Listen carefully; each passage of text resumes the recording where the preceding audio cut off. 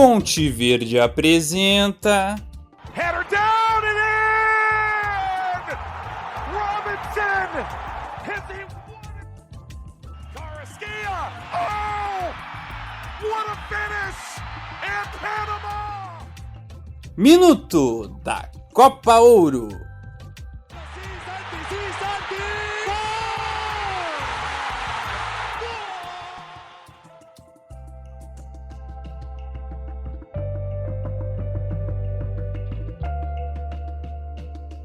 De novo, novamente, mais uma vez. Pela oitava vez desde 1991, a Copa Ouro terá México e Estados Unidos na decisão. Você está no Minuto da Copa Ouro, projeto do Conte Verde que acompanha tudo o que ocorre na principal competição de seleções na parte norte e central do continente americano. Eu sou Tainan Melo e antes da gente partir para os jogos que definiram os finalistas da Copa Ouro de 2025, eu reforço o pedido para você seguir o Conte Verde nas nossas redes sociais, por meio do Twitter, TikTok, Instagram e o Threads, bem como também acompanhar os materiais em áudio que publicamos no Spotify e no YouTube. De uma forma geral, você pode seguir, curtir, comentar, compartilhar, espalhar o nosso trabalho para que fique ainda mais divulgado e conhecido entre as pessoas que gostam e que se interessam pelo futebol de seleções. Você também pode nos ajudar por meio do financiamento no apoia.se/Conteverde. Por apenas R$10 por mês você amplia o nosso trabalho, estrutura e dá condições de fazermos coberturas em loco, como aconteceu na última data FIFA, em que cobrimos a estreia de Carlo Ancelotti à frente da seleção brasileira em território nacional em São Paulo. This one. There's Luna now. In cushion, Diego Luna!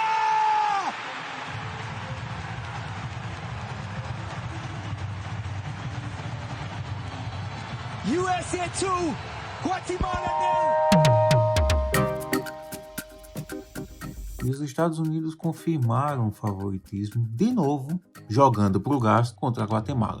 A primeira semifinal foi disputada no Energizer Stadium, em São Luís, e o estádio com capacidade menor, com boa presença de público. Porém, mesmo os Estados Unidos como anfitriões, a Guatemala tinha mais público, mais torcida, e foi um sinal da Guatemala durante toda a Copa Ouro. Presença constante do torcedor guatemalteco apoiando a seleção. Porém, dessa vez, o torcedor saiu chateado, porque os Estados Unidos, desde o começo, eles repetiram a postura que tiveram quando empataram o jogo com a Costa Rica no primeiro tempo, de pressionar, de atacar, ter o controle do jogo. E a Guatemala, quando não deveria ceder espaços, cedeu e custou caro esses tropeços. Aos 4 minutos, logo no começo do jogo, o Diego Luna inicia a jogada invertendo para a direita e na sequência do lance o Tillman toca para a entrada da área e o Luca de la Torre chuta. O Navarro, goleiro, defende, o Diego Luna aparece para pegar o rebote e apenas tira do goleiro guatemalteco para abrir o placar. E aos 15 veio o segundo. De novo, o Tillman inverte o jogo da direita para a esquerda, o Diego Luna no campo de ataque totalmente isolado, ele avança, tira da marcação e chuta no canto direito do Navarro. 2 gols em espaços cedidos pela Guatemala. E a Guatemala, apesar de ter sofrido esses 2 gols, não foi uma seleção que ficou atrás. Ela demorou a atacar, embora tenha dificuldade em chutar na direção do gol, mas depois da parada técnica, da pausa para hidratação, a Guatemala voltou melhor. E aí lembra muito o que foram os Estados Unidos durante a competição. Joga, marca e para de jogar. E não convence. A Guatemala teve um gol anulado aos 28 minutos, quando o Oscar Santos recebeu um passe por elevação da esquerda na área. Ele finaliza para o gol, mas estava impedido. Os Estados Unidos,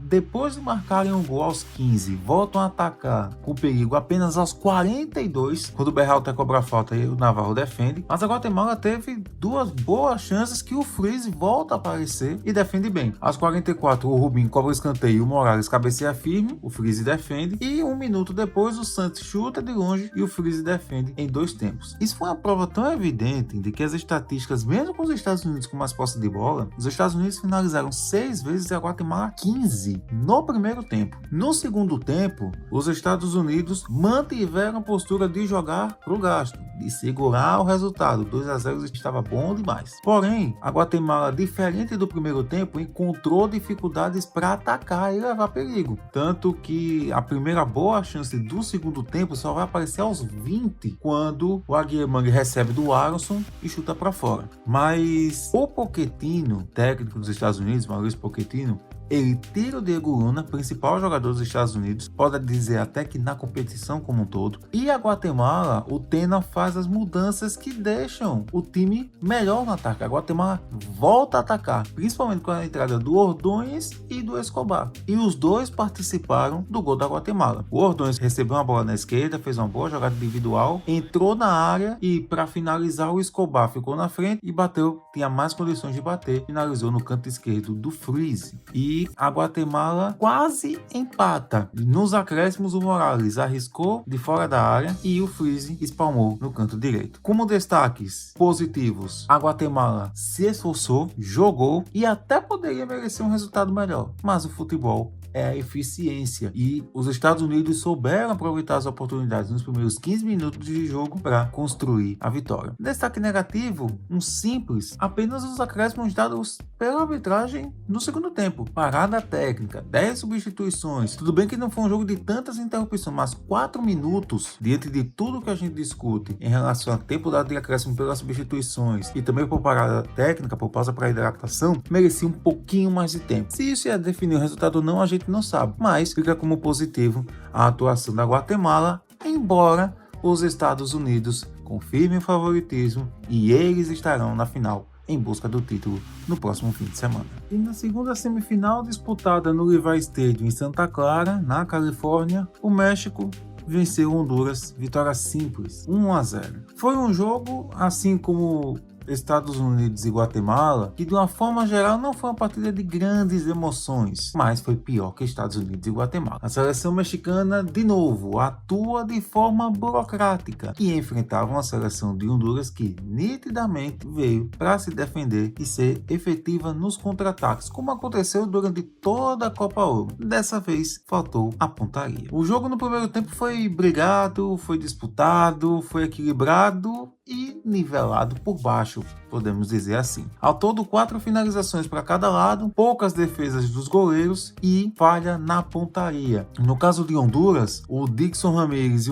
e o Anthony Lozano eram os principais jogadores, as principais referências que tentavam levar perigo ao goleiro Malagón, mas não acertaram a meta na maioria das tentativas. O México, ele foi mais perigoso na medida em que o primeiro tempo se encaminhava ao final, a partir dos 40 minutos. 2 oportunidades bem interessantes. A primeira, o Marcel Ruiz, ele recebeu um passe do Matheus Chaves e chutou. O Menriva defendeu e no rebote a defesa chegou junto e evitou que os mexicanos concluíssem. E nos acréscimos, o Julián Araújo cruzou da direita, o Raul Jiménez subiu bem, mas errou o cabeceio. Tentou tirar do Menriva e tirou demais. A bola passou longe do gol. Mas logo no segundo tempo veio o lance que definiu a partida. 4 minutos. Boa jogada do Gilberto Mora, jovem jogador, talentoso. Ele recebe a bola no campo de ataque e vê o Raul Jiménez com espaço e apenas rola na medida para o centroavante mexicano chutar firme, rasteiro, sem chances de defesa para o Menriva e o placar aberto. E o México quase marcou o segundo logo depois. Mais uma vez, Gilberto Mora pela esquerda, escapa da marcação, entra na área pela linha de fundo e cruza o alvarado completo e o Menriva defende com o peito. Aos 8, o México conseguiu balançar as redes. Depois da cobrança de falta, o Maldonado, capitão de Honduras, tenta cabecear e a bola vai no gol. O Menriva tenta fazer o que pode para tirar, consegue tirar de cabeça, já no chão, mas aí o Edson Álvares estava livre e empurrou para o gol. Mais 5 minutos de revisão e o gol foi anulado. Primeiro a arbitragem no vídeo ficou na dúvida e depois de 3 minutos o árbitro de campo foi chamado para revisar e rever o lance na cabine à beira do gramado e decidiu por anular o gol por impedimento